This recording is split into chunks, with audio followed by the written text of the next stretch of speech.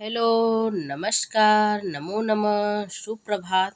आइए आपका मैं नित्य संस्कृत क्लासेज में स्वागत और अभिनंदन करती हूँ।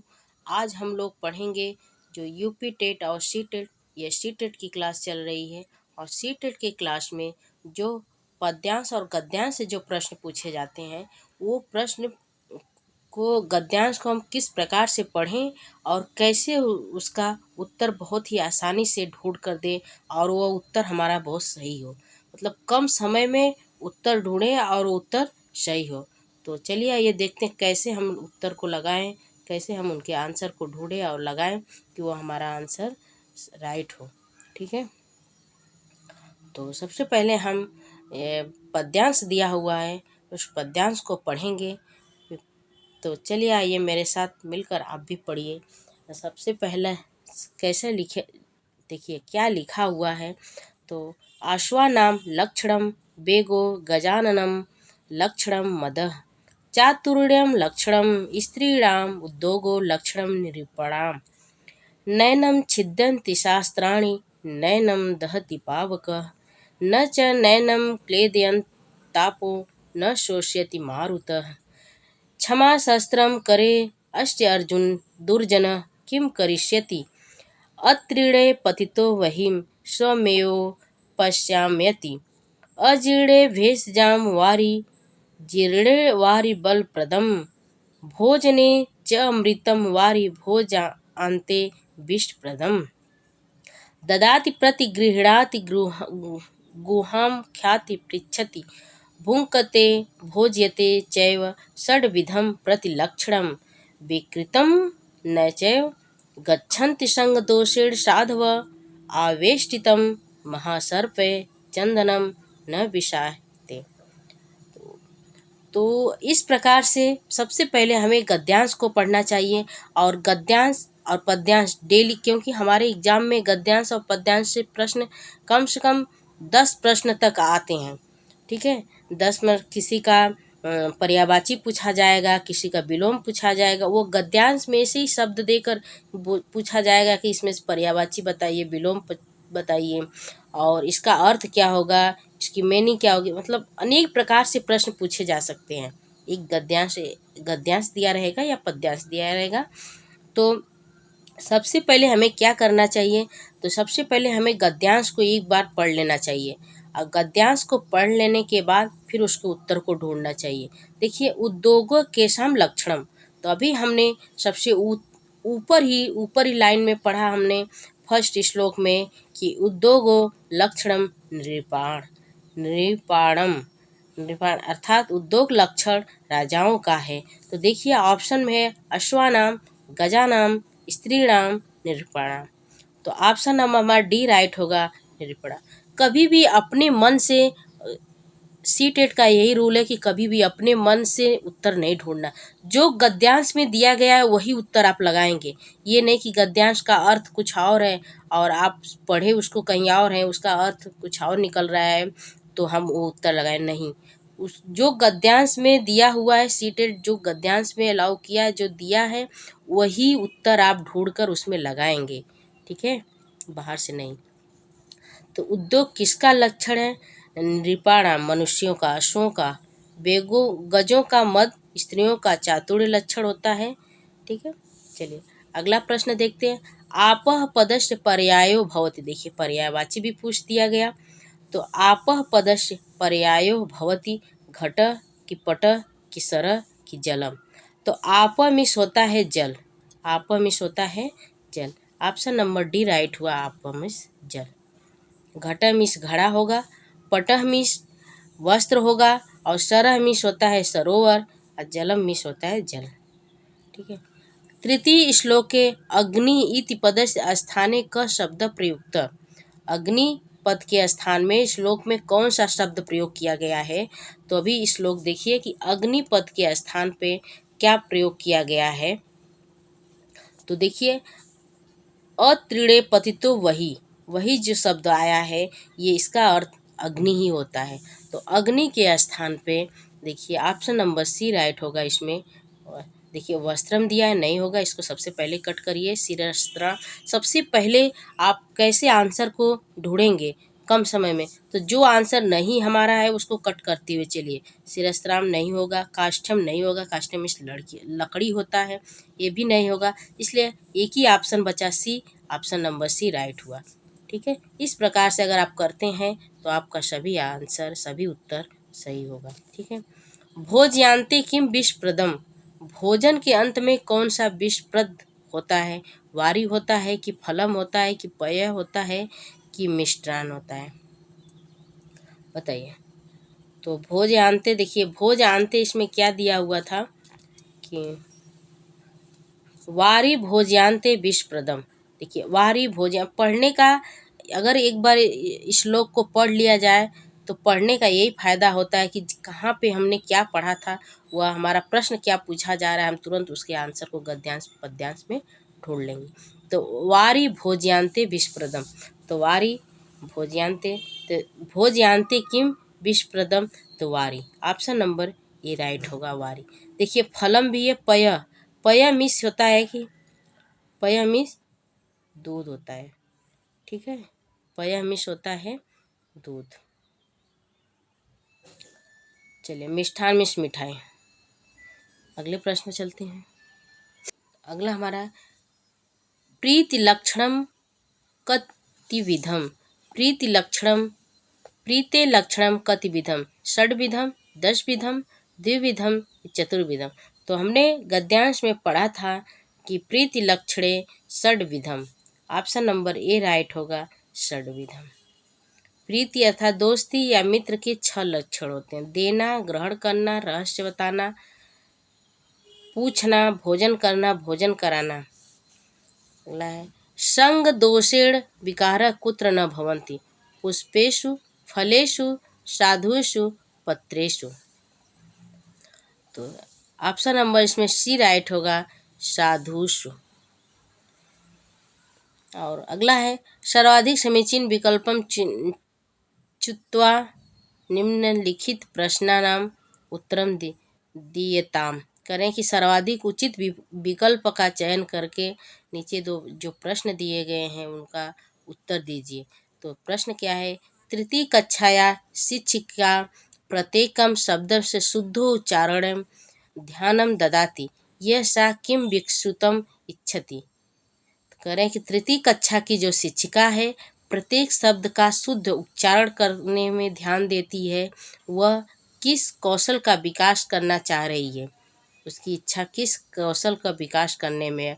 तो अर्थबोधम की संगति की शुद्धता की धारा प्रवाहिता। तो शुद्ध शुद्ध प्रत्येक शब्द का शुद्ध उच्चारण कर रही है, शुद्ध उच्चारण करने पर ध्यान दे रही है, बच्चों से शुद्ध उच्चारण करवा रही है। तो शुद्ध उच्चारण करने मतलब शुद्धता, ऑप्शन नंबर सी राइट होगा। तृतीय कक्षा की शिक्षिका प्रत्येक शुद्धोच्चारण पर ध्यान देती है, इस प्रकार वह शुद्धता को विकसित करना चाहती है। शुद्धोच्चारण से अर्थबोध, धारा प्रवाहिता, ससंगति, आपसी मेलजोल, शक्ति मतलब होता है कि आपसी मेलजोल का विकास नहीं होता अपितु शुद्धता का विकास होता है। ठीक है। अधोलिखितेषु कस्मिन् कार्ये सूक्ष्मपेशी कौशलस्य आवश्यकता अस्ति। करें कि अधोलिखित कस्मिन् कार्य से सूक्ष्मपेशी कौशल का विकास होता है।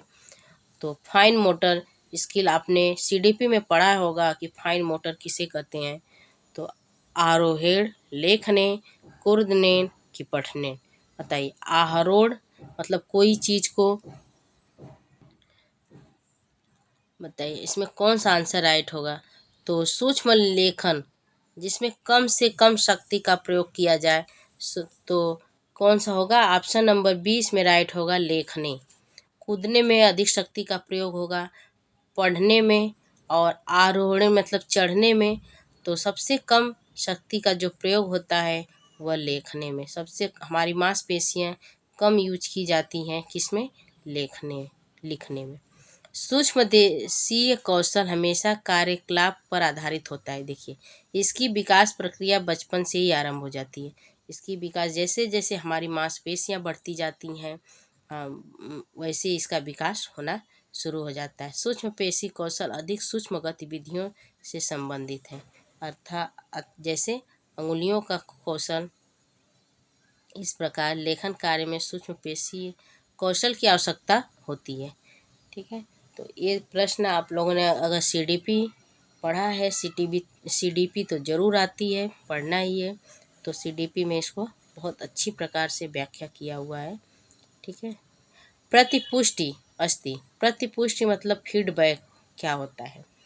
उभय शिक्षक शिक्षार्थिनां कृते स्व विकासाय कि मातॄणां पितॄणां कृते तेषां बालानां गृहकारणाय परीक्षा प्रस्तुत्यर्थं च कि शिक्षिकार्थानां कृते अधिगम विकासाय कि शिक्षिकाणां कृते अध्यापन विकासाय।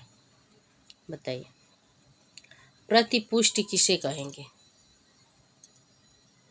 तो जो शिक्षार्थियों के द्वारा शिक्षार्थिना नाम कृते अधिगम विकास, जो शिक्षार्थियों के द्वारा अधिगम के विकास में उसको शाबाश इत्यादि ये सब जो शब्द दिए जाते हैं वो अच्छा काम करने के लिए वही उसका फीडबैक कहलाता है। इसलिए ऑप्शन नंबर सी। चलिए अगला प्रश्न है, प्रारंभिक स्तरे पठनम शिक्षितुम अद स्तनेषु कस्य उपादेयता अधिका भवति।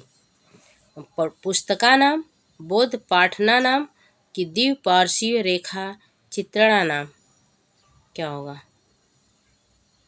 देखिए एक ऑप्शन इधर है, देखिए पुस्तकानां प्रकृत वस्तूनानां बोधपट्टानां द्विपार्श्वी रेखा चित्रणानां। क्या होगा। प्रारंभिक स्तर में पठन शिक्षितुम अधस्तनेषु कस्य उपादेयता अधिका भवति। तो ऑप्शन नंबर इसमें सी राइट होगा, बोध पटानाम। करें प्रारंभिक स्तर पर पठन सिखाने के लिए बोध पट। बोध पट किसको कहा जा रहा है इसमें, फ्लैश कार्ड। फ्लैश कार्ड आपको ईवीएस में दिखाया गया होगा। फ्लैश कार्ड की उपादेयता अधिक होती है। फ्लैश कार्ड में छोटे छोटे कार्ड बनाकर जिन पर दोनों तरफ, एक तरफ अक्षर तथा दूसरी तरफ चित्र, जैसे एक तरफ अ तो दूसरी तरफ अ से क्या होता है, अनार। ठीक है, अनार बनाया जाता है। फिर बच्चों को सिखाया जाता है कि अ से क्या होगा, अनार। ठीक है, उसको फ्लैश कार्ड बोला जा रहा है और उसको संस्कृत में बोधपट्टा नाम बोला जाता है। ठीक है, इसलिए ऑप्शन नंबर सी राइट होगा। अगला है, शिक्षिका स्वकक्षाया बालान युगलेखेषु विभाजितान युगलान स्वस्वपुस्तिकानां विनिमयं कृत्वा निर्देशानुसारं संशोधनं कर्तुं सूचयति। एवं सा किं कर्तुम् इच्छति, वह क्या करना चाह रही है। जो शिक्षिका अपनी कक्षा में बालकों को जोड़ने में विभाजित करती है, फिर उनको जोड़ती है, फिर उनको युगलों में मतलब जोड़ों में फिर अपनी पुस्तिका निर्देश देती है, अर्थात वह क्या करना चाह रही है। तो समकीय मूल्यांकन, पीयर असेसमेंट क्या करना चाह रही। शिक्षिका अपनी कक्षा के बालकों को जोड़ने में विभाजित करती है, फिर उनको युगलों में अपनी अपनी पुस्तिका को बदल कर निर्देशानुसार संशोधन करने की सूचना देती है। उसे समकक्षीय मूल्यांकन, अर्थात वह समूह में विकास करना चाह रही है। कहने का तात्पर्य यही है कि वह समूह में विकास करके फिर उनका मूल्यांकन करना चाह रही है। इसलिए ऑप्शन नंबर सी राइट होगा। और सी नहीं, सॉरी, ए राइट होगा ना। नेक्स्ट है, मूल्यांकन समय अधोलिखितेषु कस्मिन् विषये शिक्षकस्य ध्यानं स्यात्। धाराप्रवाही वक्तव्यैः सह तस्य छात्रस्य विकासस्य तुलना कि सार्वजन्यात्मक लेखके सह तस्य छात्रस्य विकासस्य तुलना कि एक छात्रस्य विकासस्य अन्य छात्राणां विकासस्य तुलना कि एकस्य छात्रस्य विकासस्य तस्य पूर्वस्थितः सह तुलना।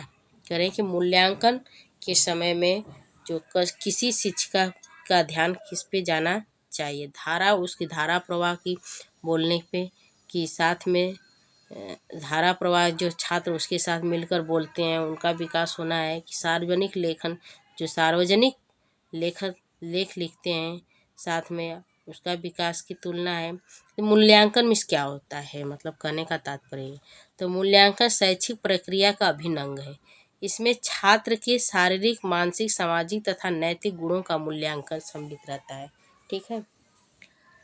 मूल्यांकन में अर्जित ज्ञान, इसमें छात्र के नैतिक, सामाजिक और मानसिक, शारीरिक सभी गुणों को समाहित करके फिर उनका मूल्यांकन किया जाता है।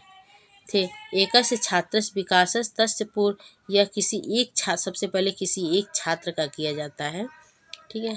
उनका मूल्यांकन किया जाता है कि ये बालक पढ़ने में और इसका शारीरिक विकास कैसा है, इसका मानसिक विकास कैसा है, मतलब ये प्रश्न को किस प्रकार से शीघ्रता से समझता है, कि टाइम लेता है, प्रकार से उनका मूल्यांकन किया जाता है। इसमें ऑप्शन नंबर डी राइट होगा। ठीक है। फिर आज के लिए इतना है दोस्तों। नमस्कार, जय हिंद। इसके आगे के प्रश्नों को हम लोग कल की क्लास में करेंगे। और प्लीज़ जो लोग नए हैं, प्लीज़ आप क्लास को अच्छी लगे तो एक लाइक ज़रूर कर दीजिए, ताकि मुझे मोटिवेशन मिले। और प्लीज़ जो नए हैं प्लीज़ चैनल को सब्सक्राइब कर लीजिए, ताकि यूपी टेट और सी टेट की संस्कृत की क्लास आपको प्राप्त हो सके। ठीक है। आज के लिए इतना दोस्तों। नमस्कार, जय हिंद।